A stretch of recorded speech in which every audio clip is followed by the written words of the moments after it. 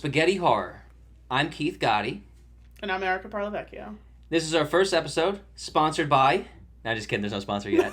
But if you want to sponsor us, you can go right ahead and do that. It's very bold. Beer, whatever you want. Wine, whatever you want to do.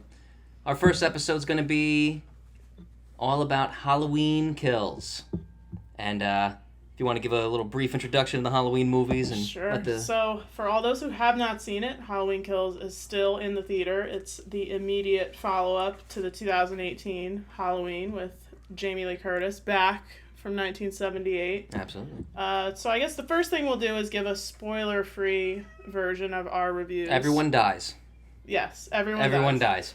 Twice. We'll give a spoiler-free version for those who, I don't know if you live under a rock, on Peacock, or not in the theater, who have not seen it. But Keith, start out with your spoiler-free review. Well, the first thing I'll say about it is, I don't want to give it a rating just yet because I want to get into it. There's a lot of good homage ties to some of the old movies, including ones that are no longer considered canon, which some people might have an issue with. I don't know who's going to have an issue with it. That person is me. I personally actually liked that they did all these throwbacks to Halloween 4, even Season of the Witch is in there. It's not that much of a spoiler. There's really not much. I really appreciated some of the returning characters, even though they weren't played by the original actors. Spoiler alert, there actually is no Paul Rudd, but I think everyone knows this at this point. Which, I kind of was okay with, but I kind of wanted to see him in it, and I think some people were afraid that it might be too much of a comedy if he was in it. But... Some people are like, did I tell you that? You gonna make this all about you now? No, I just think... You want to be in... You want to... No, but it's funny because I'm your camera person and I'm talking in the background. Yes. Okay. Yeah. You're like the... In Dave Portnoy. What's the guy's name? Yeah, you're like the guy in Sport TSN, producer Drew in the background. Yeah. I overall thought the movie was actually pretty good. Not great, but I thought it was pretty good. I won't say what my star rating is yet because I kind of want to see where it lines up with other things. But what was your take on the movie? What'd you? Well, this will be a running theme on this podcast. I absolutely hated this movie. She hates any good movie. I don't think that's true, but Nah. The good thing is Keith and I are very different. I hated almost everything about Halloween Kills. I think I did appreciate the homage to the original movies, while the only movie that exists in this version of Halloween is the first one. I can appreciate the references to others. However, beyond the gore and the score of this film, there was nothing in it. Oh my god, the score is so good. The score is great, and it saved 2018 and this one from absolutely terrible storytelling. But I feel like I didn't pay attention to this we'll give our reviews at the end, but to say mine is less than 2 out of 5 is, yeah. Yeah, okay, the score is freaking awesome. I almost cursed, and we're trying not to curse. We will bleep them out. I know, I covered myself too. Yeah, we'll say more of WTFs and AFs and friggins, but the score is awesome. It's like a throwback to like kind of like that 80s synth. It kind of reminded me of the Terminator, actually, of some of the stuff in it, the way they did it. I thought it sounded great. I didn't think it was the only redeeming factor of this movie, but I thought it was excellent. I think the gore was great too, right? Like if you're somebody who wants to just see a Halloween movie with Michael Myers slaughtering people, and when they say Halloween Kills, they really mean it, and they really mean he's going to kill... I still kind of don't get what the hell the title's supposed to mean. Halloween Kills. Are we done with spoiler free now? We're still going. There's no spoilers. We haven't spoiled yet. Don't you worry, all right? When they say Halloween Kills, they really mean kills. He eviscerates everything within his sight. Which, to me, is actually one of the points I was like, because Halloween's not really a gore movie. It never was. It was a psychological kind of horror where you don't really see people getting stabbed much. You don't really see...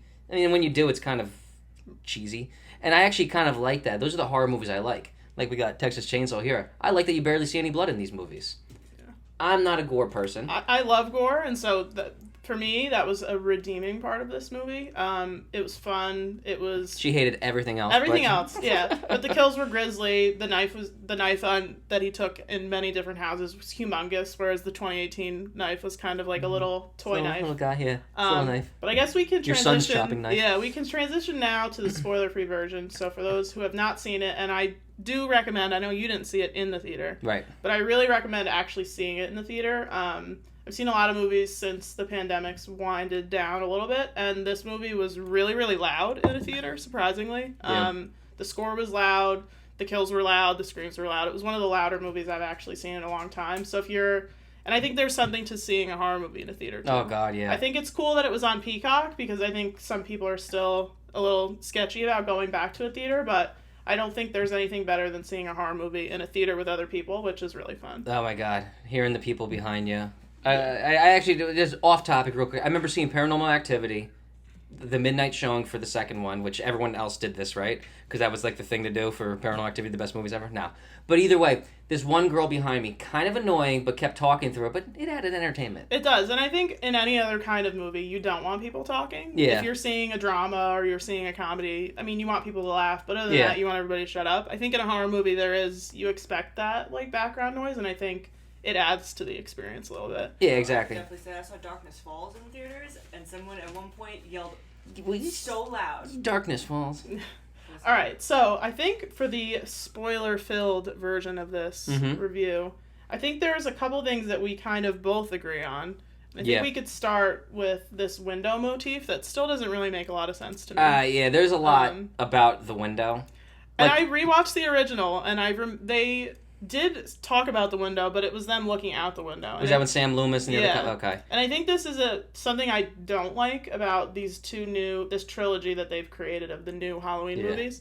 There's just an insistence and an obsession with differentiating from the original canon movies that this window, I don't understand this obsession, and it creeps up multiple times throughout the movie. This window. Well, did the window creep up in 2018? I don't remember. I don't remember if it did. I don't think it did. No.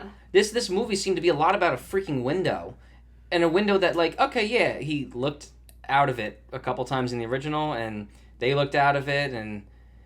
Is that the window? Is that the scene where he's like, the blackest eyes, the devil's eyes? Yeah, that's a cool scene. Yeah. Sam Lewis, oh my God. Okay, first of all, well, I'll get to that in a second. But this window thing, and they have the scene, one of the opening scenes where they do the flashback, and the one cop, what was the cop's name that looks out the window? I forgot. I know. I'm so bad with names, so forgive me on this one. But he looks out the window, and then they have a guy playing Sam Loomis, and the makeup is freaking phenomenal. Amazing. I thought it was a deep fake of Sam Loomis, of Donald Pleasance doing Sam Loomis. It was unbelievable, and the voice sounded just like him. And I don't even know where I'm going with this. I want to just talk about how Sam Loomis looks so good in that scene. But there was they kept alluding to this window, and that's where they started it there. And it's like, I don't know if, like, are they supposed to be evil when they look out the window? Are they trying to look through Michael Myers' eyes when they look out the window? I don't know. I think they were trying to bring something up, like, in movies all the time, they talk about actually looking yourself as a reflection, which all of us have looked in a mirror before. And maybe for Michael Myers looking out a window, this half child, half man is kind of important. But for different characters throughout the movie to be distracted by a window, the cop, spoiler alert, in the very beginning flashback of the movie, dies essentially because he's obsessed with looking out a window. And then at the very end of the movie, Allison's mother, for some reason, her daughter is injured, about to be carried into an ambulance, and the first thing on her mind is, you know what? I better go upstairs and look out that window. Yeah. And she gets killed because of it, and Michael Myers floats to the second floor of that house and somehow makes it around all of the cops that are supposed to be there, but that's for later in this review. But the window... But maybe that's his MO. But yeah, the window, I don't get it. It's a lot of... This movie tried to do a lot of metaphors. I think the window was one. I think the angry mob was an attempt to recreate a very old episode of The Twilight Zone and this mob mentality that the mob becomes the monster. But for me, Keith liked it. I hated it. I didn't think it worked. I thought it was unrealistic. It's not like I love this mob thing, but I was just kind of... I was understanding of why a mob formed, and I know that's one of your issues. It's like, this guy killed 3 people 40 years ago. Why is everyone so worried about him? And like they kind of just found out about Michael in that scene. But let's kind of, we'll get to those points too. Let me start right off with Anthony Michael Hall as Tommy. Loved it. I hated it. Loved it.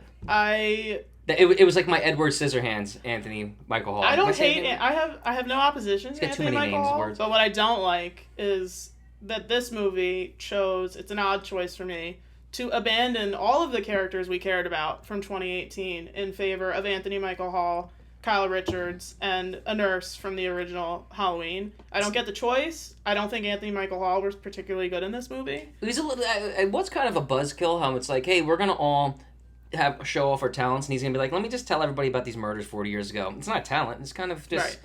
I mean, I know we're setting something up, but a little ominous. And I don't get the Allison was, you would think, right, they introduced Andy Matichik in the 2018 version of Halloween like they did with Jamie Lee Curtis when she was in the original in the opening credits, and introducing Jamie Lee Curtis, and now in this one, and introducing Andy Matichak, and she felt like an afterthought in this movie, which was odd to me because she's arguably one of the more talented members of the cast. In my opinion, give me Laurie Strode and The Shape, and I'm okay. I didn't fall in love with any character in the 2018. But I to be think it's a mistake to follow Kyle. We saw more of Kyle Richards than we did of Allison. Yeah. We saw more of Anthony Michael Hall than we did of Jamie Lee Curtis. Totally fine with that. And obviously Jamie Lee Curtis is stabbed mortally in the first movie, so she can't. And they're bringing back the hospital from Halloween 2, so she can't really do a lot. But I did not like the following of tertiary characters from the very original movie. Let's please get to one of the elephants in the room, the morgue in the hospital. The morgue that exists nowhere in the United States. Yeah, it's just like, oh, here's where you walk in. Here's a morgue, everything cracked, naked man just laying dead on a table, and right off the entrance to the hospital as well. Yeah, and what also was right near it was the little nursery with little children. Yeah. So we got children, a morgue, and a waiting room.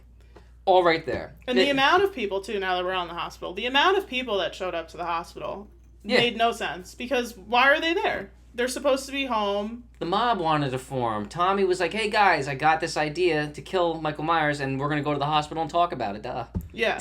I've never seen more people in a hospital, even when there's, like, massive earthquakes. I think there's less people in a hospital than showed up in this film. Yeah, that was... Clearly, they took a note from Grey's Anatomy.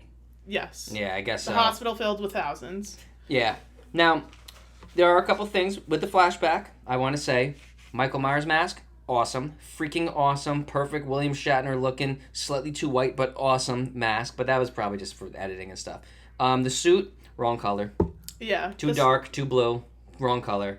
And in the original one, there's the controversy because of the lighting. Was it a olive-ish green? I forget what green they said it was, or a gray. Either way, it certainly wasn't blue. Even my action figure gets it wrong here. They get it like too dark, too blue, and that's fine. Actually, this little guy's got a little more right. But anyway, that was the only thing, and I mean, that's really nitpicking. I mean, he looked good. He moved good. He looked like... Can we talk about his movement, though? Because now Michael Myers is an elite martial artist, right? Yeah. He swings knives, pickaxe it, whatever he swings in this movie, he moves like an elite martial artist now, which is not... He's pretty good. When in the beginning of the movie, he surrenders to the police. Just gets down on his knees like I don't know. I mean, he's supposed to be the embodiment of evil. Just gets down on his knees and surrenders to the police. And then later in the movie, he just kung fu chops every single fireman to death. And I guess now that we're on movement, I think something that we both can agree was fairly poor in this movie was the fighting between Michael Myers and everybody else around him. Any single person that approached him. Everything in this movie, whether there was just him and 10 people, just him and one person, everything was one-on-one. Yeah. The firefighter scene that I'm sure all of us saw in the trailer, there was, I think I counted 13. Yeah. One at a time, each of them was fighting with him. Yeah. And I get it, right? He has to slaughter them all for the movie to go on, but in no world, and it's a movie, right? We have to suspend our disbelief. But in no world, if you see a man rising from the flames of a building and they all readied themselves to fight, even though they have no idea who this is, you're not just going to be like, all right, you take it, and then if you go down, I'll try next. And all the firemen seem to take this like, yo, this guy who's coming out, this is some brute. We got to fight this mofo. I can say that on camera, right? This mofo. They got axes, everything ready. And like you said, and at one point... Well, you can assume they heard the screams of their colleagues who were inside. Yeah, but I mean, like, you hear screams and you got 13 guys, and I mean, like, you're thinking, like, yeah, we can take this guy. I don't care if he's the embodiment of evil. I mean, like, that's just, I'm sorry, that's easy. That's an easy fight. I mean, 13 kids could take down an adult. I feel like these firemen could take down Michael Myers, you know what I mean? But it continues throughout the movie. There's many times where there's two people, right? A couple. There's Little John and Big John. Oh my God, Little John and Big John. We can get to that next, but Little John and Big John, the guy from Rescue Me and his wife, they all split up at the most inopportune moments so that it's always one-on-one. It never... The thing I really strongly dislike about this movie, and especially the ending, even in the... Michael Myers is unstoppable. We know that. He's never going to die. We've seen it in every single movie that they've made, regardless of if it's canon or not anymore. But this movie really made you feel like he was actually a superhero. I think Yeah. even in Halloween 4, I think a lot of people have strong opinions about Halloween 4, but Jamie is a child, and there were still moments in that movie where you did feel like, hey, maybe Jamie, like, she's got this. Like, Yeah, maybe that's she true. can do this. In this movie, the amount of damage that he takes, the amount of times that he just makes Wow. it out of situations, it's Look- not, there's no suspense anymore. You gotta remember, can't. so Laurie Strode. So just to walk you where we are in the movie where we're discussing now. So it starts off. He breaks out of the basement cell that Jamie Lee Curtis is in the hospital, or Laurie's in the hospital. And Michael Myers is roaming. He kills these two people. He steals a bunch of knives and overly stabs somebody. That one guy with too many knives. Silly stuff, but God, that was kind of so cool. eccentric. I loved it though. So Jamie Lee Curtis has a lot of these little monologues in the movie, and toward the end, she basically talks about how ever the hell she knows this, the more he kills, the stronger he gets. And I get it's a concept; it's kind of like a demonic kind of force that he's supposed to be. So I guess that kind of explains that away. It's a little bit of a cheap explanation. He's supposed to be like kind of the devil. Sam Loomis always alluded to that and believed that this man or this being was the devil. It was taken a little too far in some parts. I mean, but I don't know. I mean, like some of the times, like they stab him and hit him. It's like the least lethal spot you can kill Right. someone. Like it's like, come on, you're gonna take down Michael Myers by hitting him there. Or getting within 2 inches of him to shoot him. Yeah, that was just silly. Evil dies tonight. Yeah, it became like a political slogan for Evil this movie. dies tonight. Like it's someone's running for president. Evil dies tonight. It's like it really was like a slogan. I think it's something that I like that you brought that up, because it is another thing that I strongly disliked about this movie. The writing was just really lazy. I mean, beyond the writing being lazy, the actual dialogue in this movie is really juvenile. And Oh, yeah. it's a horror movie. It's not supposed to be, it's not supposed to be written like it's an Oscar-worthy piece Right. of Evil dies tonight, and But- that's how randomly they just say it. Just in and the a middle lot of talking. characters, I mean, beyond the Jamie Lee Curtis monologues, the conversations between the characters felt really inorganic. It Yeah. was just one person would say a couple words, the next person would say something equally as silly and short. And the writing I found to be really lazy. And the most enjoyable parts of this movie, and I think it's if it's the most enjoyable thing in a horror movie, there's a failure, were the comedy, I think, at times. Yeah, As much as I hated Little John and Big John, they were funny. Yeah, And they were I funny. really enjoyed that. And I'll take a That movie with just the Johns. That charcuterie board, though.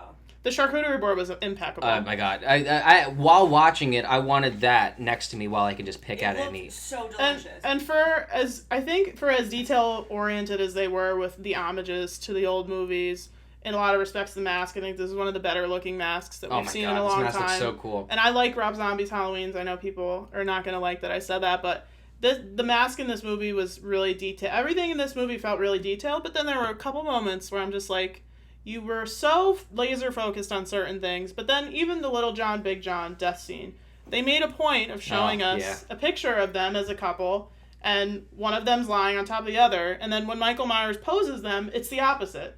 So Yeah, like why- he's mimicking the picture, but he does it wrong. But he does and that's it the unlike opposite. Michael. Michael Myers for some reason is extravagant. He'll somehow in the original movie picks up a tombstone and makes this whole beautiful little Right. morbid. Like Michael Myers is an artist for and whatever if he reason, didn't- if it wasn't but he's wrong. So, if it wasn't so obviously posed, it wouldn't Yeah. have bothered me. But and they made a point to you show made the a point picture. to show the picture. The guy on the bottom who's laying on the other one, his hands are perfectly in the same position, but they flip their bodies, and it's just like, don't show me that picture then. Yeah. I wouldn't have thought twice about it. I'd be like, oh, he just posed them so that when somebody showed up, it would look weird. Exactly. But you showed us the picture and then you flipped it.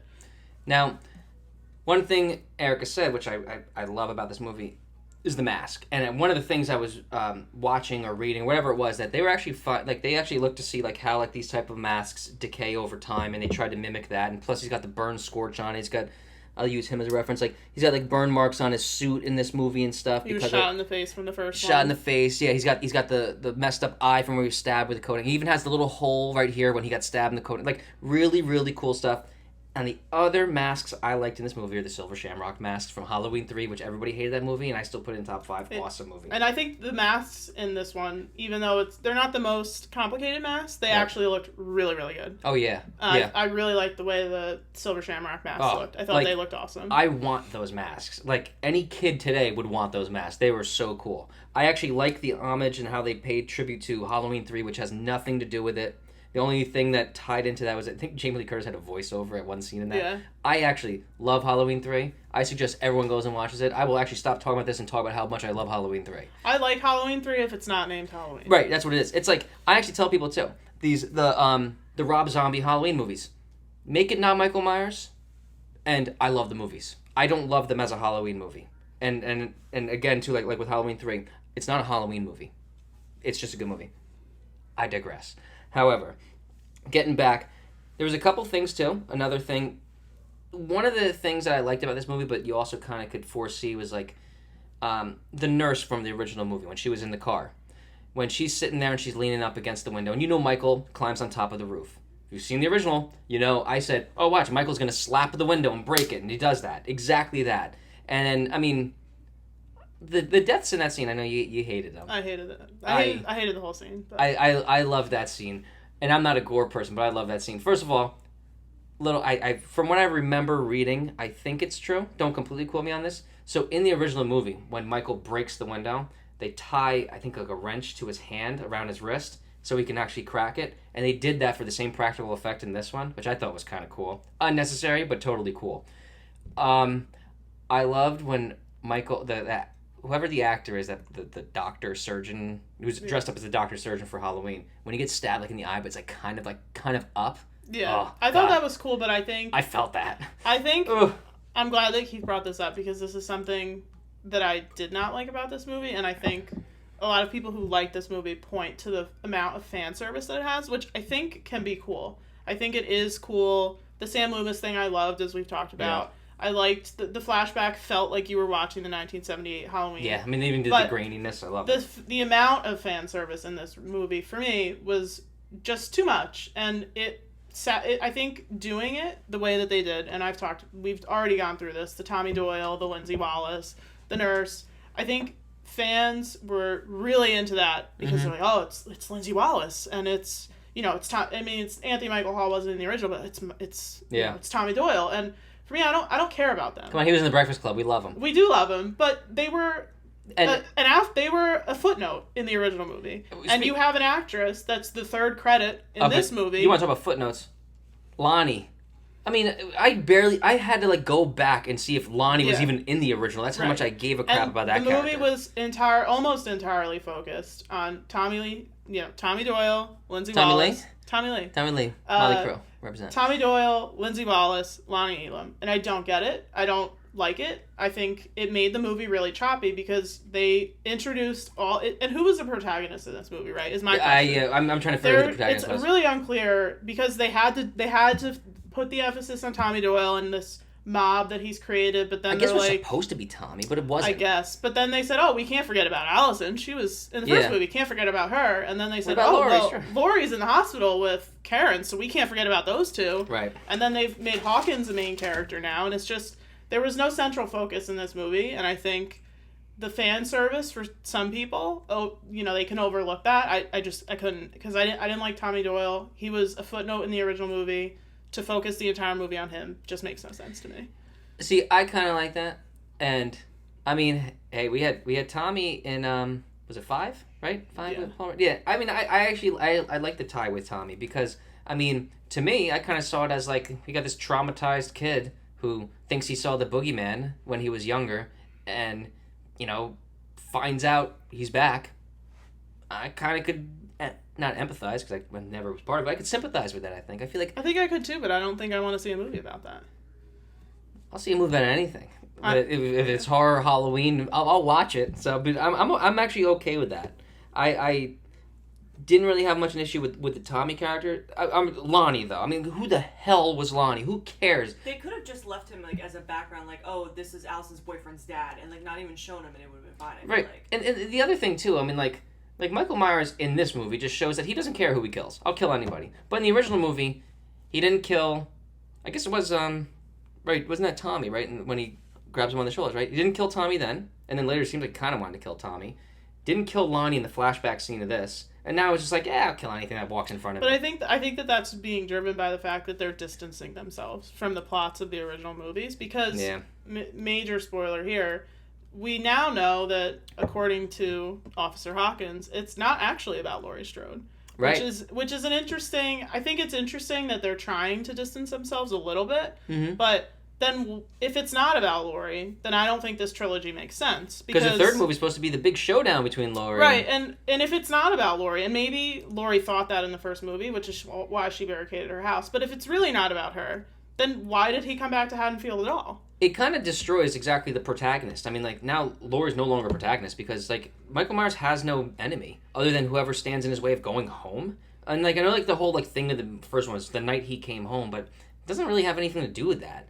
I kind of think that was stupid. I mean, I wish they made it about Laurie. I actually, even though, and I've kind of flip-flopped on this. I remember, as a kid, I liked that they made Laurie his sister in Halloween 2. And then I was like, well, that was never the intention. And then they took it away, and I was like, good, they took it away, because they were never supposed to be brother and sister. Now I kind of wish they kept that, to be honest. Because I don't fully understand. I mean, yeah, maybe he wants to get home. But then at the very end of this movie, he has Allison in a really vulnerable spot. Yeah. And it takes him some time to be like, ooh, maybe I will kill her. Because at the top of the stairs, instead of just stabbing her with the knife that he took out of her hands, almost. Right. I mean, he threw her down the stairs and it kind of followed after her, but... It's a movie. They have to do these things. They have to I mean, yeah. Drag out all... you're not a main... Suspension of disbelief. You're not a main character. You get killed immediately. You're a main character. I mean, it's like the James Bond villain that has a dialogue. I guess the question is she a main character? Because it's I don't even know who the main character. It's not about Laurie anymore. Yeah. I mean, realistically, the only main character is Michael at this point. Michael Myers, is he supposed to be the protagonist and the antagonist? Is that what they're kind of alluding to here? Like, are we supposed to at some point say, like, oh, the poor guy just wanted to go home? Like, are we supposed to feel bad for him? Like, he's looking out the window, maybe he's reflecting on himself. Maybe the mob turning bad, maybe they're the antagonists. I'm just going to root for him. Well, we're always rooting I for mean, I guess the next thing we could talk about is, because it will come out, it sounds like October of 2022, Halloween ends. I would have, before seeing this movie, I mean, this movie, obviously, it's the middle of a trilogy, and I think a lot of the times when there's a trilogy, the middle film feels like you don't love it, but... Except for Empire. Okay. Except for Empire. But I would have thought after the 2018 Halloween that the third movie would just be all-out battle. Laurie Strode, I mean, now that Karen's dead, not Karen, but Laurie, Allison, maybe Cameron, but he's dead now. Mm-hmm. That's what you felt like after the first movie, that this would be like, okay, Laurie's going to end up back at the hospital, but the third one's going to be like, he's going to come back for Laurie. Now, I don't know. Yeah, see, I'm gonna sound kind of stupid because I didn't read ahead on a lot of this stuff because I was just in my own world when this movie was coming out. I thought this was going to be the final movie of this whole thing. I did too. And I thought this was like the showdown. Like he escaped and Laurie's going to say, yo, F this. I'm going to go kill this guy. Something's going to happen. Like Halloween Kills. I'm thinking, they're going to kill Michael Myers. Something's going to happen. My God, was I dead wrong.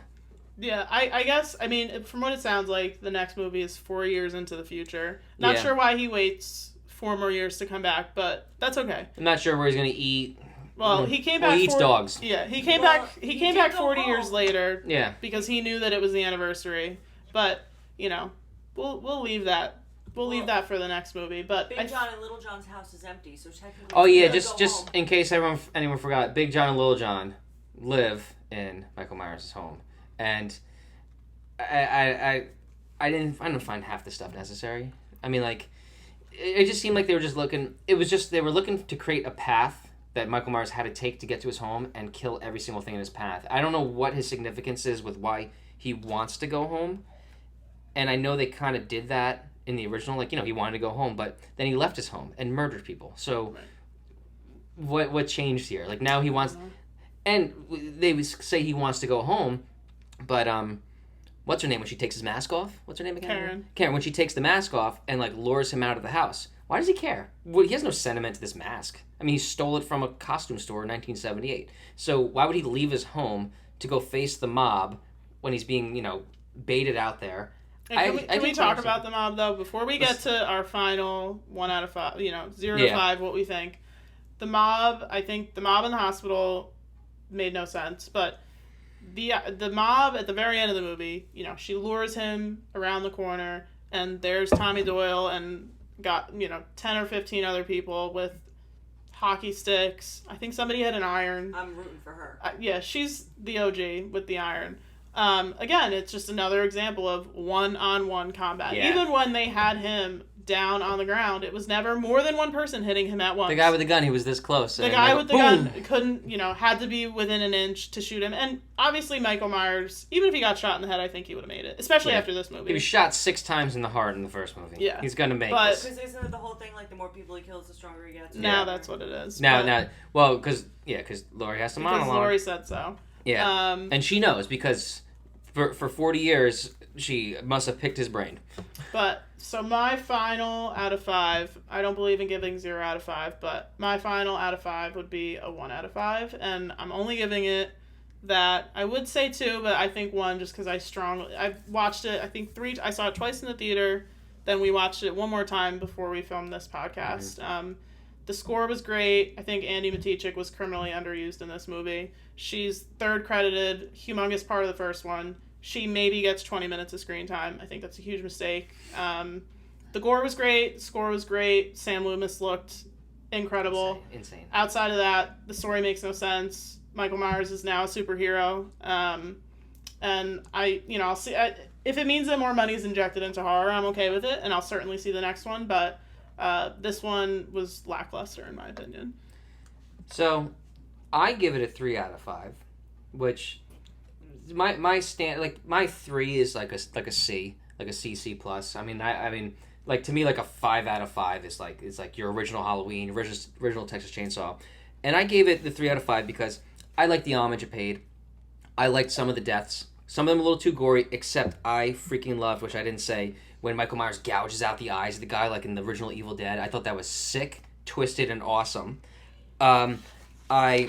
I took some notes of some things. Again, Sam Loomis looked great. The score was great. And I know I nitpicked these things and thought that some things were kind of stupid, but I kind of liked that. I kind of liked, even though it was a dumb concept, and I don't know how Laurie knew, I like that because he's a demon, he gets more powerful. I like the idea of it. I don't know if it was executed great. Paul Rudd... I don't know. I feel like maybe we could have thrown a little Paul Rudd in there. I forgot to mention this earlier when we first mentioned Paul Rudd, but that Danielle Harris doesn't at least get like, hey, can you be a cameo in the hospital? For me, is really shocking, and I think. See, I'm not worried about that too much. Yeah, I know you are. Yeah. Yeah, I love Danielle Harris, and people who love horror will know her well. She's in Hatchet 3. She was Jamie in Halloween 4 and 5. She's Annie in Rob Zombie's Halloween 1 and 2.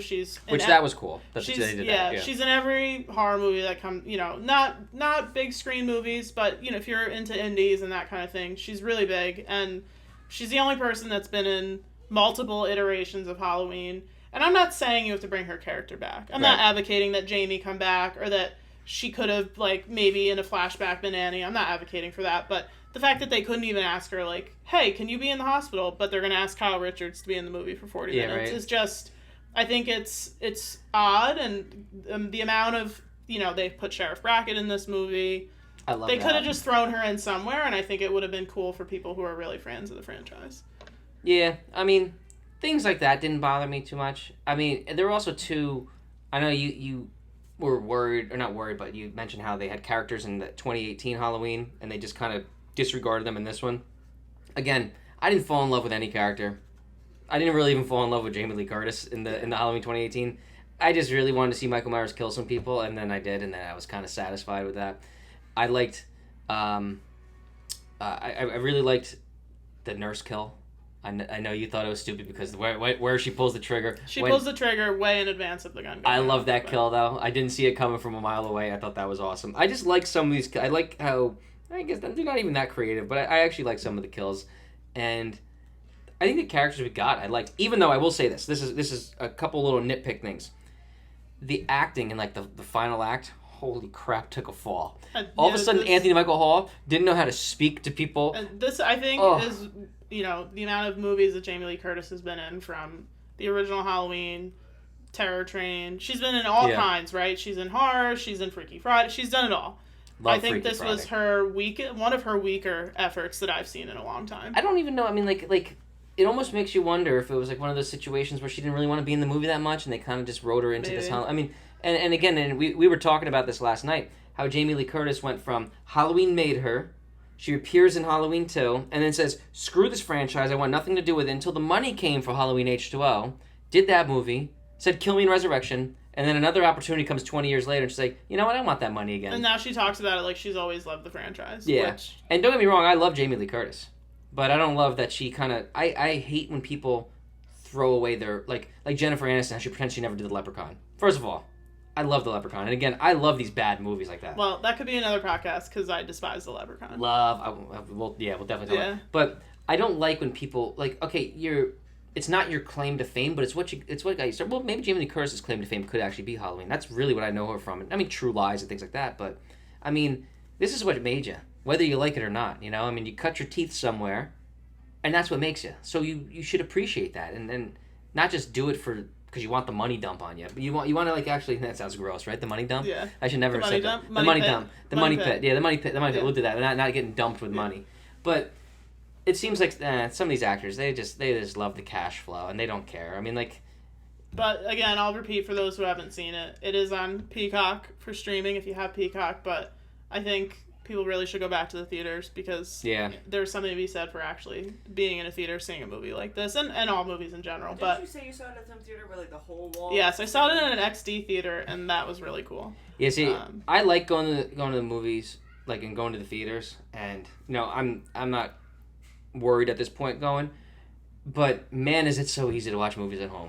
Holy cannoli. And I got 2 kids, so my God, I love just like at the end of the day, 8 o'clock, put the kids to bed. But I think there is something, maybe a movie like this a little bit less, but I haven't watched Dune yet, but I think movies like Dune, movies like I saw The Last Duel, I think there are movies that, it's probably really easy to just sit on my couch and watch it, but I think movies are made for the big screen, and except for comedies, though. Comedies, but I think this dramas. movie, I think you'll do yourself a service. Yeah, I kind of wish I wish I saw it in theaters. Like I wish I saw it for the first time in theaters. Like now, like I've seen it, I don't know if I need to see it in theaters. Yeah, but I think all this means is we just see the last one in theaters. But I also think because it is Halloween on Sunday, well, hopefully we'll release this on Halloween. We should let everybody know we are filming currently on Friday the 29th. Yes. Not the 13th. I wish we were. So I think we can do a couple recommendations of things, not just Halloween type movies, but horror that we think that people should watch this weekend for Halloween. Yeah. For instance, okay, Night of the Living Dead, absolutely my favorite horror movie. Well, I shouldn't say my favorite. Definitely top 3. Probably put it there. Night of the Living Dead, funny story. I remember I bought I was at a flea market and I bought Night of the Living Dead for like $5. Or my brother bought Night of the Living Dead for $5 or whatever. And it was a cheap copy, probably stole that or whatever they did. And I remember putting it on, sitting in my room watching it.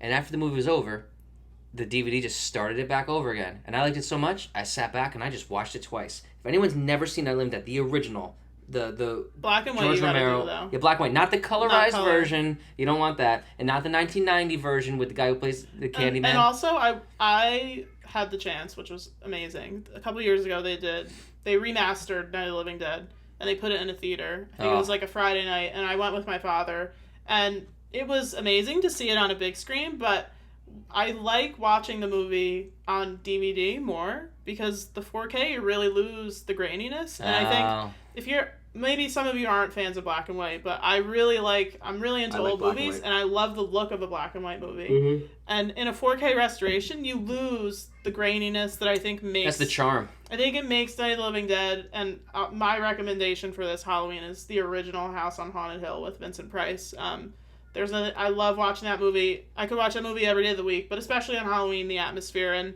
the graininess of black and white just really puts, I think, for Halloween weekend, it really puts you like right in that mood. And I love Night of the Living Dead, the 4K restoration. I would probably never watch again. Yeah, so only go black and white with Night of the Living Dead. And House on Haunted Hill, it's on Amazon Prime. They have the black and white and the color. Definitely don't do the color version. Always do black and white. Can't do colorized versions. Like, it's inorganic in my opinion. You have to you gotta watch it how they made it, and that's just it. I mean, you gotta watch it because then if you watch things that are colorized, first of all, they made up the colors.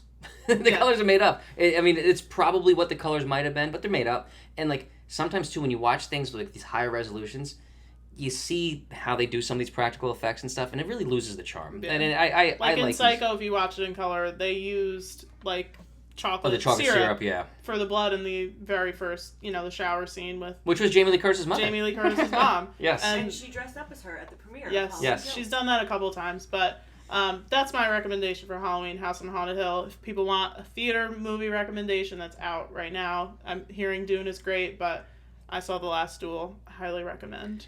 And I also want to say, I'm just a huge fan, and this is not, I guess it's kind of horror because the video games were considered survival horror, but the new Resident Evil trailer for the movie coming out, which has nothing to do with the Mila Jovovich movies, it seems more like the video games. That trailer, if you haven't seen it, is awesome. If you played the video games, you'll appreciate so many things. Now, I have a friend, me and him are obsessed with Resident Evil. He's afraid of this movie because he thinks it's going to ruin everything. He says they're gonna mess it up, they're going to find a way, because Hollywood finds a way to pretty much ruin everything when it comes to things you love. It's just the truth. Especially for video games, because we all saw Super Mario. But if you haven't seen that trailer, Google it right now. I'll pause for 5 minutes and let you do it right now, and then you can come back to me. It's that good. Yeah, I'm really looking forward to Resident Evil. We might actually rent out a whole theater. We may. I got a lot of people. You know It's what? kind of a big deal. I'll just throw a link to the Resident Evil trailer in the description. We might have to. And This is more- kind of a big deal. More horror adjacent. I'm really looking forward to, obviously, Scream 5. Yes. Watch that trailer if you haven't seen it yet. It's actually one of the better horror trailers I've seen in a long time, because you actually have no idea what's going to happen in that movie from the trailer, which I really appreciate. Yeah. And then the last trailer I recommend before we'll let you go, really am interested in The Black Phone. I'm a big Ethan Hawke fan, and I'm a big who fan. doesn't love Ethan Hawke? Who doesn't love Ethan Hawke? But I think Handsome man. he's a great actor. He can do anything. He's been in horror. He was in Sinister. He's done it all, and I'm a really big fan of Sinister, and it's the same director coming back for The Black Phone, so I'm looking forward to that one. I think it comes out February, so we have a little bit of a wait, but the trailer's out now. I feel like you see the entire movie in the trailer, but That's like all trailers now, though. That's something, like, I've seen some trailers. I'm like, I guess I don't have to see the movie now. yeah, I was like, my God. I'm hoping they save some. Hopefully they save some so you don't feel like you watch the whole thing before you get there. But Yeah, I'm kind of tired of these trailers, though, being like cliff notes to the freaking movie. Like, how many times if like you go see a movie and you're just waiting for that scene from the trailer and you just know what's going to happen? yeah, but Ethan Hawke, Black Phone, and then Scream 5 is January. So we have Resident Evil is next month. a lot of horror over the next couple of months, I think, with people, COVID kind of, getting a little bit better. People are back in the theater. Movies are coming out that weren't supposed to before. So it's a good time for horror, good time for film. Absolutely. And next time, hopefully, we'll have another movie. This will be a running theme on this podcast that Keith loves and I hate. So And there are plenty because maybe we'll switch it up and find one that Erica loves and there's hates. some, but I think let us know if you enjoy that. But I think it's fun to have two people that really don't see the exact same way on a movie. And it's funny because we're both absolute huge fans of horror movies, and we just like totally different horror movies. I will never, ever learn to appreciate a foreign film because I don't feel like reading a movie. And I'm sure, but we do want to maybe cover some things like The Ring and the original Ringu, I guess they would call it. Yeah, Ringu. Like, I'm willing to watch these movies just to compare them for you guys and whoever watches. But foreign film is where it's at. If you guys aren't into foreign film, I'll give you a lot of recommendations. But foreign films I think they're underseen, and I think the American film industry knows it because, as we've seen time and time again, there's a really, really popular foreign film, Martyrs, Inside, The Ring, The Grudge. All these movies are big among fans who are willing to watch the subtitles. The American film industry is like, wow, they caught some fire here. We're going to make it in English. See, I will say some things, and this is not horror, but I've seen some foreign films that aren't horror. Like I've seen like Old Boy, and and obviously like Parasite. I've seen that, and I gotta say, there's something to be said about those movies. I don't like reading a movie, and I think I don't understand the culture of some of these places. Yeah, I think the horror movies sometimes, like some of the ones that we'll talk about, it's important, but I don't think you need it. Yeah, but I think Parasite, you needed it. I kind of grasped the culture. I guess that was Korea with the classes and stuff. But I think what's good about foreign films, and I will say this, even though I don't really watch them, is that they're not Hollywood. It's not it starts like this, middle is this, climax is this. Like every movie's the same in American Hollywood here, and I actually do like that. I don't see any of the stuff coming in these Korean films, and these I see none of this coming. Like I watched only one episode of that Squid Games. I was like, okay, this is different. But yeah, let us know what you guys are interested in seeing. Yeah, if there's any movies you guys specifically want them to talk about, drop them in the comments below. I'll make a list. But yeah, it's a good first episode, and I think hopefully people will see Halloween Kills. I'm not saying not to see it, I just didn't like it. But Evil dies tonight.